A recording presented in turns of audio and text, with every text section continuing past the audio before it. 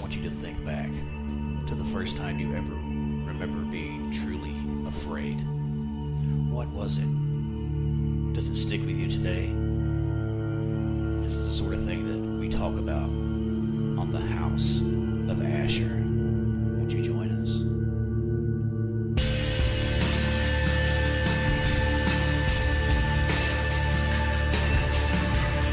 The House of Asher, a clearinghouse for the mind.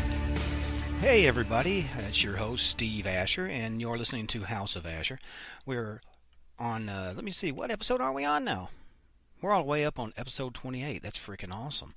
So what I want to talk to you about today, guys, is a lot of times I'll get off into some larger esoteric conversation or some movie that freaked everybody out or some element of something about the paranormal that's a very larger thing, you know, a bigger universal thing. I want to talk about something personal today. What I want to talk about is growing up.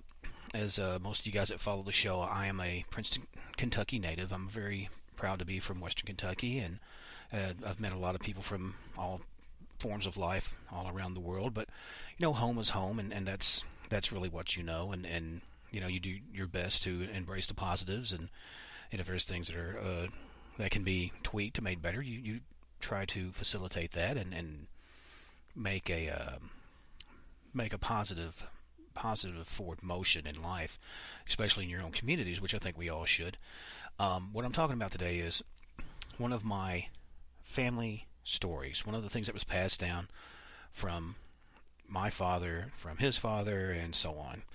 And as you guys know, my last name is Asher, and we settled in this area, in the Western Kentucky area, in Caldwell County. And there are small communities around Caldwell. Obviously, there's Princeton, there's Crider, there's Gacy-Fat, there's Farmersville, there's Fredonia. There's all these little communities that, you know, have come and gone. And I believe Paradise, Kentucky, a whole lot of little communities that were there momentarily, maybe while the wagon trains come through and whatnot. And as interstates and things like that took over, that's when things like those things started to go to the wayside and became, you know, not so much ghost towns, because a lot of times when communities went away, people would repurpose the wood and redo stuff with that, take their barns down, use it for maybe houses or whatnot. Well, the story I'm telling you about is around the Farmersville area, and this is personal because it's actually got to do with my forebears, William Asherst Sr, to be specific. As I understand, the Asherst part was sort of an Old English way of saying the original, meaning probably the original Asher in this area.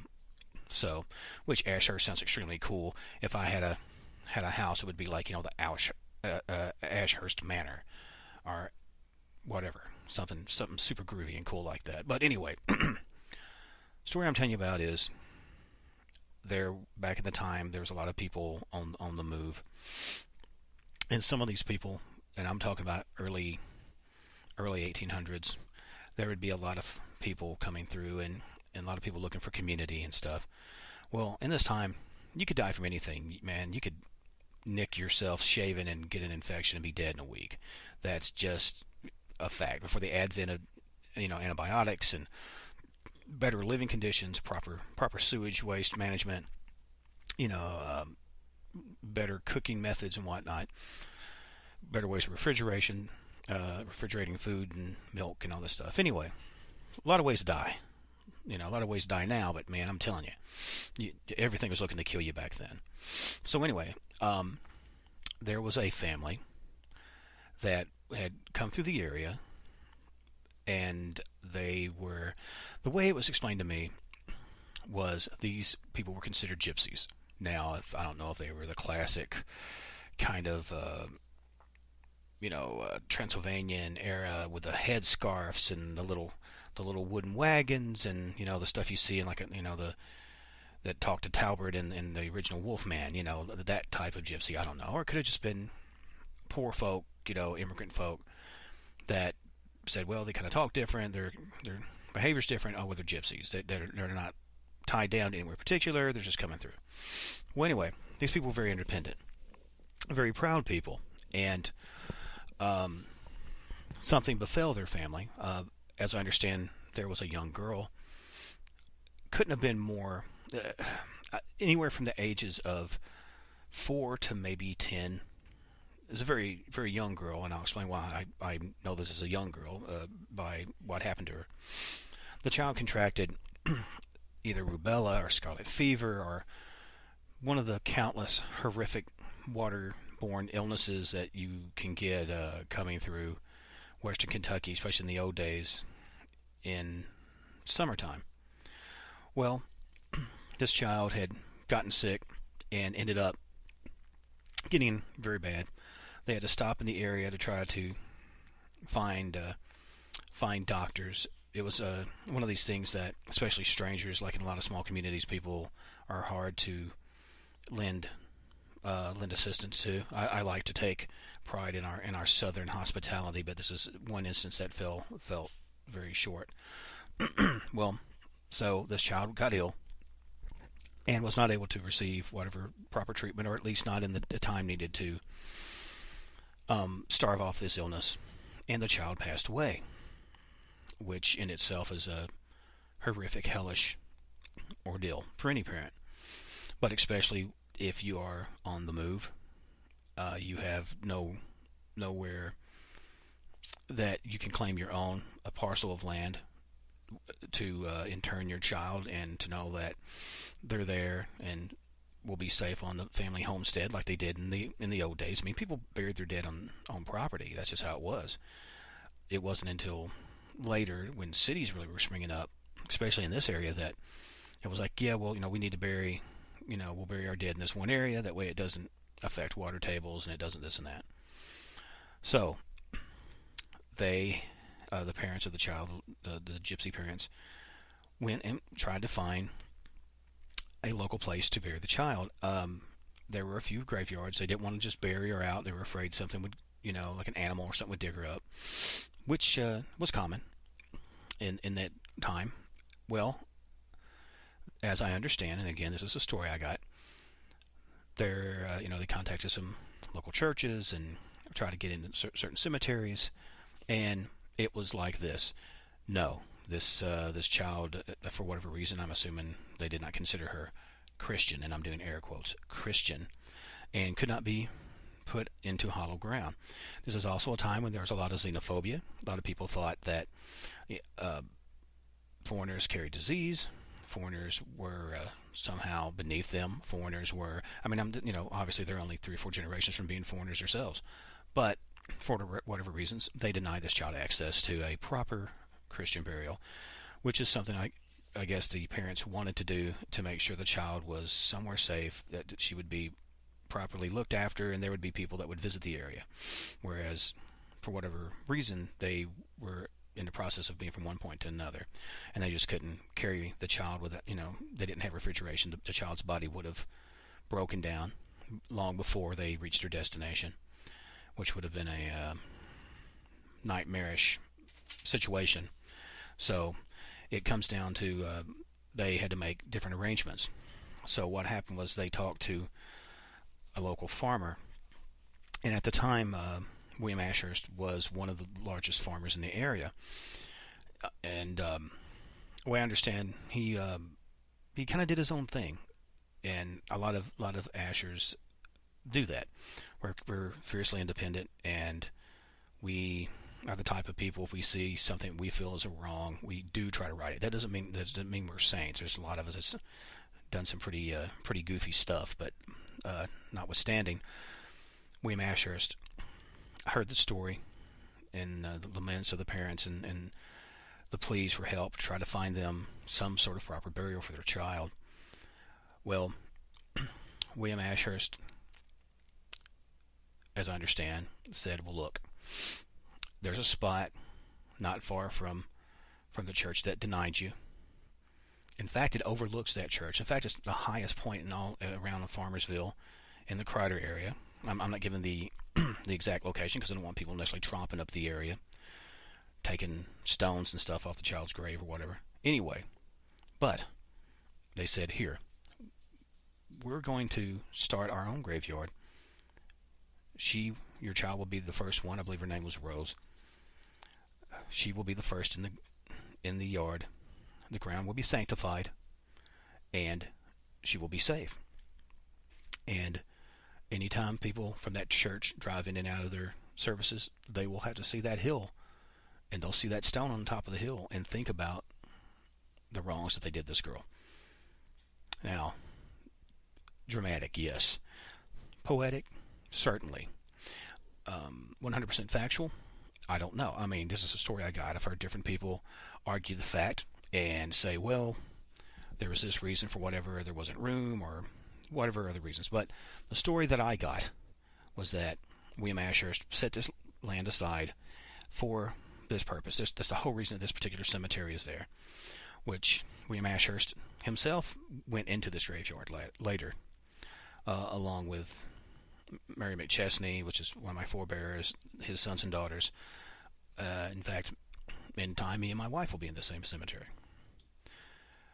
Anyway, so what they did was, again, they buried her in the top of the hill in the cemetery, and they didn't have a whole lot of money, but they wanted to try to decorate their grave best they could. So they went and found a lot of, almost looked like river rock and stone, and they made a makeshift border around where the girl was buried, and laid a series of flat stones on top of it to make it somewhat decorative, and they adorned it with flowers and certain personal objects and items.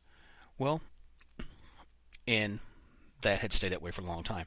I didn't hear this story until I was older, and I was doing genealogy work and checking it out early on, and heard this story from my father, and it was always very interesting to me, because at that time, Gypsies, Native Americans, black people, just things like, people that were considered disenfranchised really didn't have a voice, and people really didn't give much of a damn about them.